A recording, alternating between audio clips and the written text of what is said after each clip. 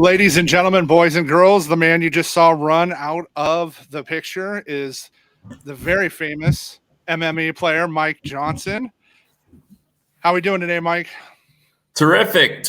I'm ready to hop back into it. This week's slate's a little bit smaller, 10 games, which I kind of like. It kind of naturally condenses the player pool and creates some more, chalkier situations sometimes, which gives you more chance to create some leverage.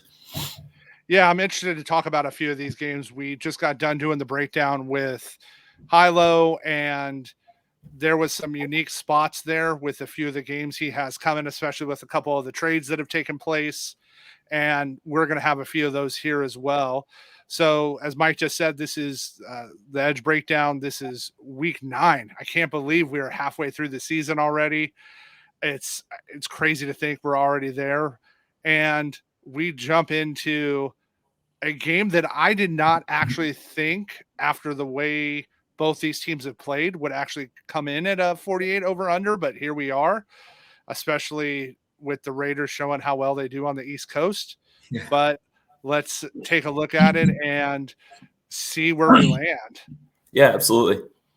So one of the things that stands out to me in this game, right, is can the Raiders bounce back after that abysmal showing in New Orleans? The hardest part was I finally decided to play Jacobs, who I'd been fading, and I went with the Kamara Jacobs stack, which Kamara was awesome, right? He did everything I needed him to do. And on my single entry, as we know, I was the Bush to Mr. Jacobs. I'll take personal blame for that. That was I finally played him, and man, that did not help my scores last week. Yeah, it's funny because like those two combined for 50 DraftKings points, which like if before the week started, if you were like, okay, yeah, you played Jacobs, Kamara, and you're going to get 50 DraftKings points, you wouldn't be that disappointed.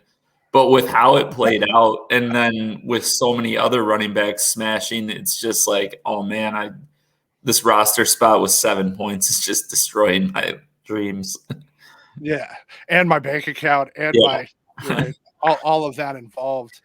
So we saw the emergence of Mr. ETN. He is getting all the touches. He's going up against a middle of the pack Raiders run D. And the other side of it we know, though, is the Raiders haven't been able to stop the pass. I wish the Jags made a great move for next season in Mr. Ridley. I think that sets him up well for the future. What do you see with this, and how do you see the Jags playing first from that side of the ball? Yeah, well, I mean, the Raiders defense in general just really has struggled. They have not been consistent, and they struggled. Obviously, we talked about Alvin Kamara. They struggled so much last week with him, and stylistically, Travis Etienne is very similar to like a Alvin Kamara, DeAndre Swift type of player. He's quick. He changes speeds well. He can be used in the pass game, get him out in space. He creates problems. The Raiders defense has given up 20 plus points in every game this year. And so, yeah, you look at a guy with Etienne's skill set, you look at the struggles that the Raiders had last week with Kamara out of the backfield. And it's hard to imagine that he's not going to see a very big workload. I think that the Jaguars passing game they've had just a weird run of poor game environments or poor matchups that's kind of kept them grounded. So their price tags are all pretty low. Overall, I'm pretty excited about the Jaguars offense kind of kicking into gear here. I think that they'll continue the trend of 20 plus points for every Raiders opponent this season. And there's a lot of fun ways you can go with it. So speaking of kicking it into gear, are we going to see the Raiders finally try to utilize Devontae again? Yeah. Looking at the Raiders, and you talked about their it was such a dud. They were awful last week, like 0 points. The Saints defense hadn't been that good, but the Saints have struggled or have been a good defense in the past. Their head coach is a former defensive coordinator. He had 10 days coming off the Thursday game to kind of get things right. And then this is where like my coaching background comes in, where like last week they had Darren Waller. He practiced limited practice Wednesday, Thursday, Friday. So they're thinking they're getting this key piece of their offense back. And then it turns out, okay, we're going to game time decision. And then he does the pregame workout. He's inactive. He's not good to go. So this guy they were planning on having, they don't have. And then Davante Adams, because he was sick, he didn't miss practice Thursday and Friday. So he's not getting reps. He's not getting in sync. And it just showed up. I mean, they looked like a team who had a bunch of turnover within their personnel and were just out of sync. So really, their performance isn't that surprising. And Adams, it looked like he was limited on Wednesday in practice with the illness again. So I think he probably was still really sick, or just wasn't sick, but wasn't 100% on Sunday, and it showed. And so I think he's primed for a bounce back game here. The Jaguars defense has given up some big games through the air. I mean, they let Matt Ryan throw for like 370 yards in one game. So yeah, I think Adams has to be a focal point. I kind of think it's unlikely Waller will be active, or if he is, it'll be very limited snap count. So yeah, I think Adams will certainly be a focal point of the game plan early and often. It'll be the type of thing where their first drive, he's going to get like 4 targets. Yeah, I'm interested to see how it comes. This is what I thought as I watched them play last week.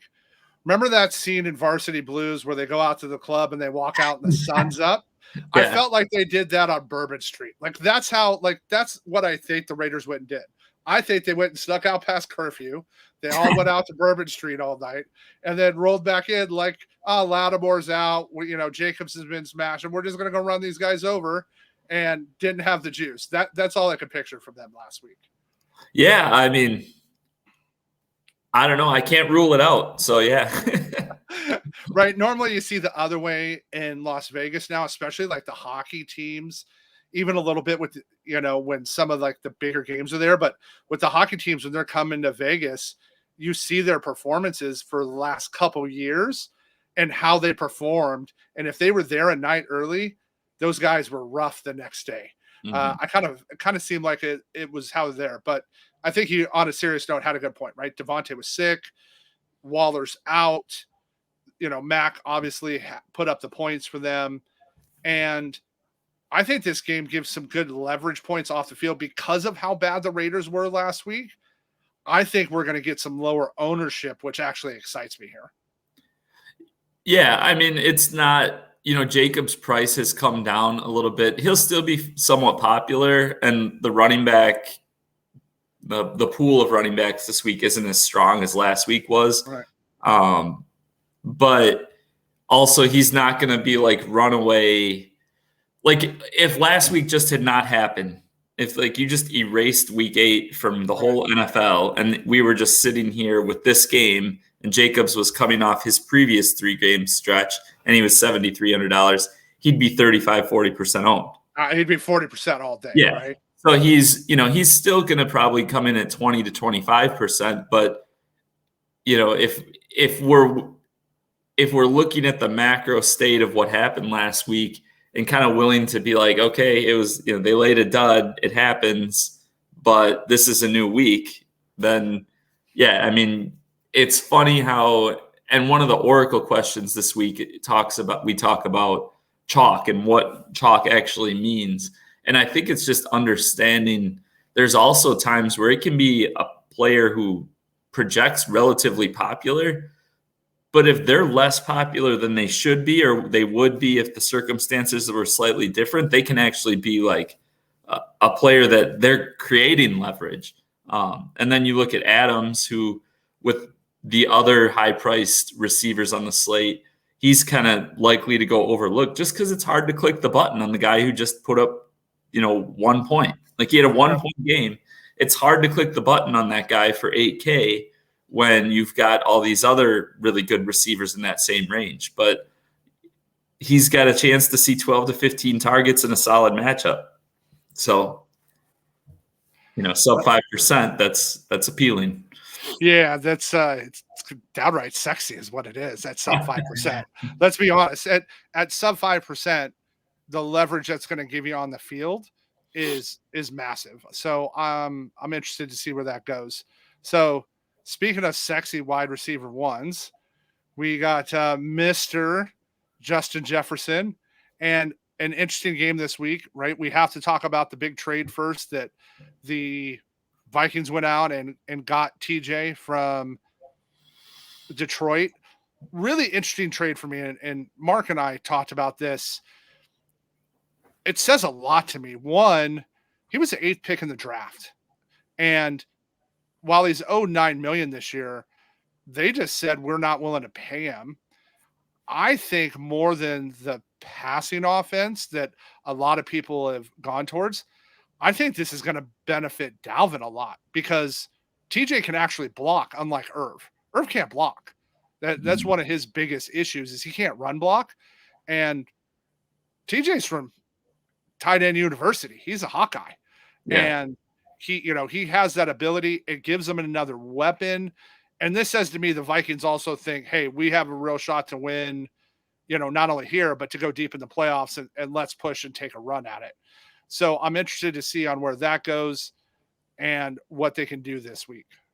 Yeah. Yeah. I think so. Hawkinson, he's not like a great blocker. He's not George Kittle, but he's not a bad blocker. Like Irv Smith was so bad. Like he had to be subbed out basically on running downs. Yeah. Irv was terrible. Yeah. So what it does is it makes them less predictable because their personnel oftentimes was a tell for opposing defenses about what was coming. So now just by bringing in a guy like Hawkinson, a guy that can play 80 to 90% of the snaps, the defense, it keeps the defense on their toes. The Vikings should be able to play more no huddle because they don't have to substitute as much. And that's the type of thing where it just makes the offense flow better and it kind of brings everything together. Their offensive line has taken a big step forward this year. Cousins has not lit the world on fire, but he's been very good. They've got 2 very capable running backs. Dalvin's kind of been their workhorse, but there's not really a drop off when they give Madison his 20% of touches or of snaps each week.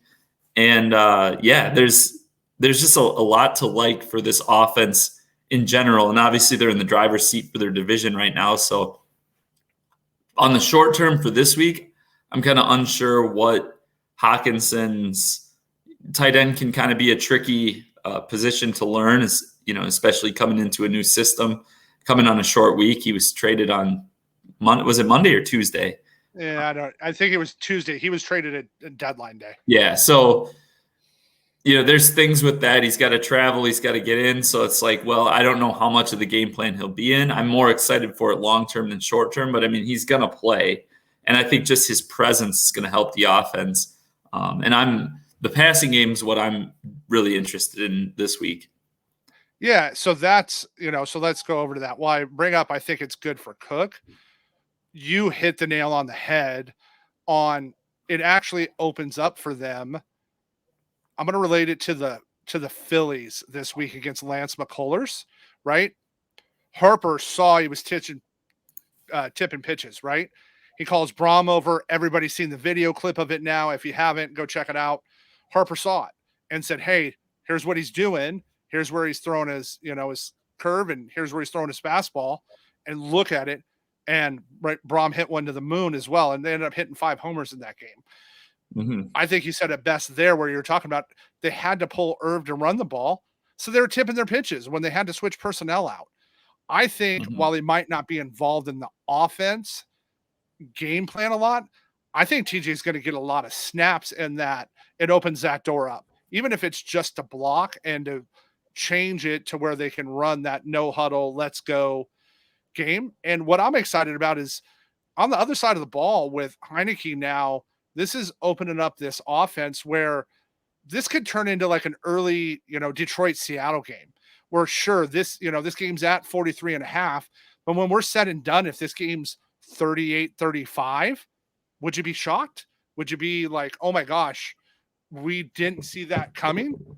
Are you willing to not look at that side of the ball? And I think that's in the range of outcomes when we start looking at some of that lower ownership and the upside ability in the things that could happen if this goes there and the Vikings are shredding them. Then Washington's got to throw the ball to keep up. Could we see some nice correlation at low ownership? I think so. How do you approach that side of the ball, Mike? Yeah, so very similar to what you're saying. I think that the Vikings offense, it's kind of a pass funnel situation against the Redskins, the Commanders defense. And they should be throwing the ball a lot. I think they're going to have a lot of success. And then, yeah, that just forces in the two Taylor Heineke starts so far, they played against the Packers in a kind of a game that the Packers offense didn't really push. And then the Colts last week in Ellinger's first start. So this is a very different animal. And yeah, they've got weapons. I mean, McLaurin has looked rejuvenated. Gibson and Samuel have been used as nice pieces out of the backfield to move the ball. Yeah. So yeah, I definitely think, and the Vikings defense has been solid, but they're far from world beaters. I mean, they've been letting teams score points, and when they've built leads, they let the Bears score 22 points and kind of keep up with them. They last week the Cardinals were able to keep pushing them, and it was like 60 points was scored in that game. So yeah, the price tags are right. Nobody.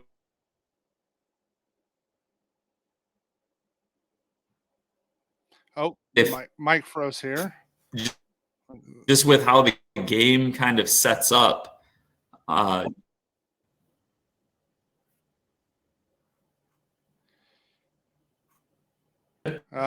Yeah, Mike cut out for a sec. You there, bud?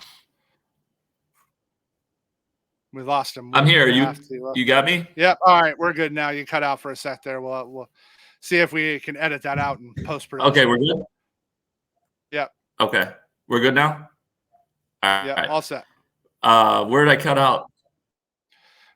You're about 3/4 of the way. Where did I cut out? There.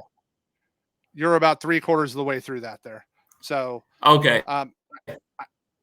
I think one of the things that you brought up there is, how it let Kyler back in and the Cardinals were able to keep up. I think there's some interesting upsides here to this game. Like I said, at a pretty low ownership across the board, and especially from an MME side, if you're playing multi-entry, I think you can get really unique with some of these lineups. Yeah, and none of the Washington guys are. I think McLaurin's the highest priced at $5,900, so it provides some salary relief. The other guy I want to mention is KJ Osborne, is $4,200, and I think Jefferson's like maybe my favorite play of the week, and he's going to have a very good game. I think that's going to push Cousins to also have a good game, and then I kind of like Osborne as a cheap option to kind of bring together a double stack. Thielen's a little pricey for the lack of ceiling he showed, right. But yeah, I think Osborne is a really interesting guy who could have like a 4 for 80 in a touchdown game. Yep, I wouldn't. I want to be shocked because, Hilo and I actually just talked about it. Thielen, while he's been around, he has just not produced this year, right? He hasn't got it done. He hasn't been able to get it there for us. And that's been a little disappointing. Mark talked about that was one of their bigger misses. Yeah. All right, well, let's move on to if you looked at the schedule at the beginning of the season and you said, wow, like here's a game halfway through the season that I think could be a really fun shootout and everybody's going to be all over. We have the Rams and the Buccaneers. And quite the opposite. What a mess for these two teams. They're just all over the place. Brady came out and said it this week. Hey, we've had a lot of injuries. We haven't synced right. We haven't all been able to work together and get on the same page. And we got half the season left. We want to get there. Meanwhile, the Rams, have Cooper Kupp and then Cooper Kupp or Cooper Kupp. Right. Yeah. Yeah. It's definitely both teams have underwhelmed, and that's putting it mildly. The Bucs, it's hard for me to game is just like it's beautifully ugly, I guess is how I'll say it. There's the 31st and 32nd ranked rushing offenses in the league playing against each other.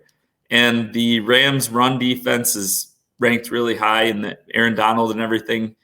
It's not like the Bucs going to get the running game going this week. And then you've got on the other side, the Rams backfield is in such disarray that they can't run the ball. They can't get a push on the line. They're playing like 4 different running backs. So it's a thing where it's like both teams kind of don't really have much choice but to throw the ball a lot. And one of the things Brady has obviously been struggling with is pressure, getting other teams getting pressure on him and pushing him off his spot and then being out of sync with his receivers. Again, we just saw the Saints we talked about earlier, the Saints coming off that Thursday night game. They had extra time to prepare. They came out and played really well against the Raiders. The Bucs just played last Thursday, so they've had some extra time. I would think that after Brady was screaming at Evans and Godwin a couple times about miscommunications, that they had some extra study sessions. And yeah, I think that this is a spot where the Panthers game was the obvious one where everyone was playing that Tampa Bay stack. And this is one, it's gotten to the point where everybody's just like sick of it. And sometimes you just have to keep going. Right. Do you want it to hit the 1 week you don't play it? Right. Yeah. And it's like the thesis still holds behind why you played it before, and the price tags are lower and the ownership is lower. So, and a lot of narratives are BS, frankly, like revenge narratives and that sort of thing. But where it becomes different is when teams or players, when the coach or the person that's making decisions is the one who maybe has the narrative. Like a running back's not going to try harder. They're trying to score a touchdown every time they touch the ball. But like if Tom Brady says, like, these guys ended my season last year, they beat us twice last year, we need to get our offense right, and they're up 24-7 in the third quarter, he's going to just keep tossing it. Like if they get it rolling, he's going to want to ride that momentum. So like that's my thing is whenever the Bucs get right, they're going to get right in like a big way, like a 350 yards and 4 or 5 touchdowns sort of way. So that's where it's like the longer this struggle goes and the more the frustration builds, when they do get it right, they're going to really get it right. Yeah, it's going to be you either own it or you lost all your money that week type of game. I'm interested to see too with Kupp, right? We have the Rams have not been very transparent as far as injury reports go and what's really going on. So I'm interested to see if Kupp is out, everybody's going to pivot to Robinson. I'm interested to see if that can be a bring back. And more importantly, do the Rams, they've shown, and you talked about it, right? They brought Ronnie Rivers out. They've said Kyrene's going to be the guy. They were trying to actively trade Cam. They're not using Henderson. They can't actually run the ball, but they keep saying we like Kyrene, and as soon as he's healthy, we're giving him the rock. If he's healthy and Kupp's out and Robinson's mega chalk, do you see any pivots any other way there? I don't think Robinson will be mega chalk. He's just burned too many people. I actually think Higbee will be the one that gets steamed up a lot. And then tight end makes sense. And I don't know that it'll be interesting with like Van Jefferson, Allen Robinson, Skoranek. Those guys will all obviously play like pretty much every snap if Kupp's out. So yeah, I mean, those are all interesting options, but it's something I've actually been talking about this week is, in Discord and stuff, people have been asking questions about bringbacks and that sort of thing. And I don't think you want to like force guys who maybe are in poor situations just for the sake of forcing them. Higbee makes some sense because it takes care of the tight end position, but it's a dicey situation. I think if Kyren Williams is active, he profiles as more of like a space, like he's not like a big guy. So I think that what that does is that just leans them even more towards like he's good in the passing game and stuff to where they become more of a spread type team. So and obviously, I mean, it'd be really interesting if he does get activated because I think he's 4K this week. So in a week without a lot of value, it'd be interesting what that does to the whole slate. Right, especially with what it could open up as far as, right, all of a sudden you're saving that salary there on how it can make such a big difference.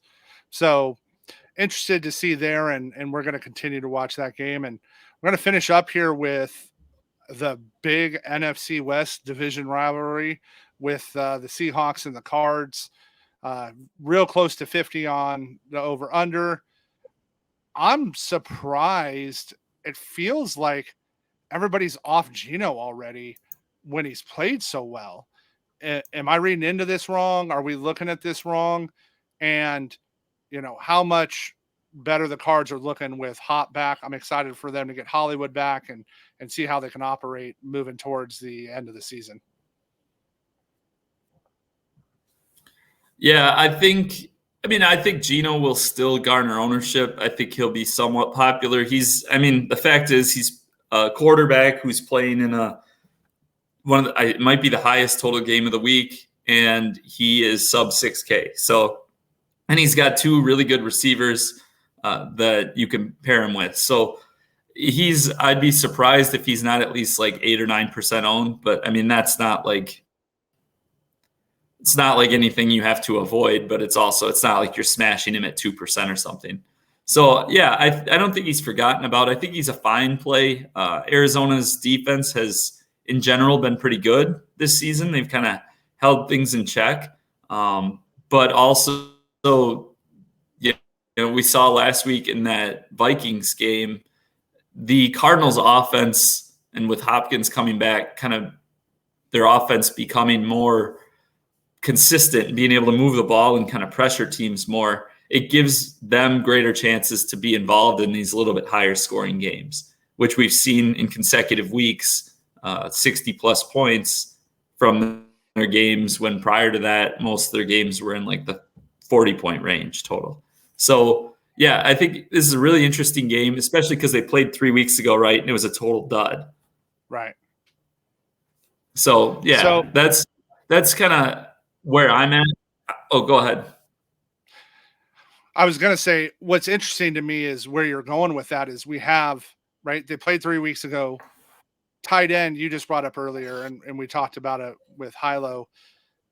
No elite spots this week. Zach Ertz is the most expensive tight end. Meanwhile, you have the opposite side where, the Cardinals, for the most part, have just allowed tight ends to run all over them while they've been fairly strong against wide receiver ones, with having to get this variance right where, like last week, you needed Conklin. Do you see yourself trying to get any leverage here with the Seattle tight ends and pivoting off of that to try to get a little more unique in this situation? For me, probably not, just because this is a situation where the way they split up their work, you have to be right in pivoting to the tight end, but then you have to be right a second time on which tight end you play. And they have two main ones, but then they also play other ones too, who could like sneak in for like a 10-yard touchdown, or they sneak out like a 25-yard catch. It's like there's only so much production those guys are going to have. So it's just a thin needle for me to thread for like a limited payout. Like I don't see any of those guys having like the Conklin game you talked about last week. So that's kind of where I'm at. I think that it's the type of game where you can play like a one-off piece from, but it's probably a game where if you can find ways to get like 4 guys from this game in your lineup and 4 or 5 guys from this game in your lineup, that's where you can bet on like, does this game like really shoot out? And because that's kind of what it's going to take, I think, for any of the pieces to become like really paying off their price tag, is just because of the way things spread out. Like you said, the way the production for opponents of the Cardinals kind of is subdued usually to the perimeter guys, and it kind of forces a spread out distribution. And with their price tags combined with, on the other side of the ball, kind of how the Cardinals operate, Kyler gets stuff done with his legs. Kyler and Hopkins are both high priced. In order for any of them to really get there, I think it needs to be a really high scoring game. And in that scenario, lots of them are getting there. So that's where you'd want to build around kind of the whole game or nothing, is kind of how I'm approaching it. So will you have an exposure then with Walker this week on the running back side? Yeah, definitely. And I think he's a guy who, Carroll's been talking about, like, they haven't really even fully unleashed him yet. So I'm interested with what that could potentially mean. Is he going to start getting some work in the passing game? Because if he became like a 4 or 5 target a week guy, even in the passing game, then he's about $1,500 underpriced, and it's with his explosiveness and what he can do to a game. It's definitely interesting. So on that note, as we're wrapping up the little bit shorter slate here this week, I'm asking this question as we're halfway through the season. I know you really don't play as much season long, but let's talk about a little best ball and who you're hit and miss for the season. I talked about 2 with high-low. I got a couple more. Who has been where you were super excited to come in and thought was going to really have a big season, and he's missed this year, and vice versa? Who was someone that you don't feel like everybody really saw coming and has done really well and hit way above expectation for you? So the hit or the miss probably would have to just be the whole Denver saga. That Denver passing game, that has been shocking, and it's been talked about to no end for the first 8 weeks or whatever. But yeah, looking back, it's like, man, and I have a lot of teams that are doing really well in best ball, but then you look and they've got those couple, they've got Russ and Sutton, or and it's just, it's not getting there. And, even losing Javonte too, you would think that would have, like, before the season, if you heard Javonte got hurt too, you would think like, oh man, they're going to be just airing it out and just throwing the ball all over the yard. So that would probably be the miss. The hit, I would say, is the Philadelphia backfield. I have at least one Philly running back on pretty much every roster, and I was taking 2 or 3 of them on a lot of rosters just because I felt really strongly about the Eagles in general. And the ambiguity had people kind of undervaluing Sanders, so I was getting him in the 8th, 9th round very consistently. And then just the way that they can score points and they distribute the ball to their running backs. Gainwell and Scott are also guys they've got a lot of exposure to. So there's a lot of teams I've got sitting in very good position that I think will continue to prosper due to that strategy. Yeah, it was. I talked about with high-low. 2 of my biggest were Tony, who he has a chance now at least, right? Tony Pollard? No, Kadarius. And gotcha. He's just been a massive, massive hit for me as far as missing goes. So on that miss side, I told high-low I had a couple more for you, and you hit him on the head. It's been, especially in season long for me on the higher stakes side, I went with a lot of Russ because where I was getting him, I thought it was a lot of value, and it's just been murder. Fortunately, I was able to pick up Geno in a few spots, and it's helped. But Russ and Sutton there definitely is somebody I have a bag full of that has not been as exciting to have. And then on the other side, I'm going to stick with the Seattle thing. Someone I've had a bunch of is DK. DK really dropped in drafts compared to where he really should have been going. And just like Tyreek, I'm just like, all right, I'm going to bet on the player. I'm going to bet on, him being a round or two better. And that's definitely helped for me. Yeah, that's same. Yeah, that was the other one I was going to say is on not every roster, but on probably 70 to 80% of my rosters, I have at least one Seattle receiver and at least one Eagles running back. And as you said, those are situations that have kind of have really paid off. Just everybody wrote off the Seahawks receivers when they're that talented, and their target share is so condensed. Even if they weren't winning games, they'd be seeing a heavy volume and still producing. So yeah, that was one that I think it sounds like you were on as well, and a lot of other sharp people. Yeah, it was value for me, right? When he started looking at some of those rounds and actual upside, right? I think a lot of, especially on the season long side where DFS has helped me so much, as I look at things differently, not just in best ball, but in the actual season long. If I'm looking at real range of outcomes and upside, and if I'm taking you in the 5th, 6th, 7th round, do you have 3rd round up potential?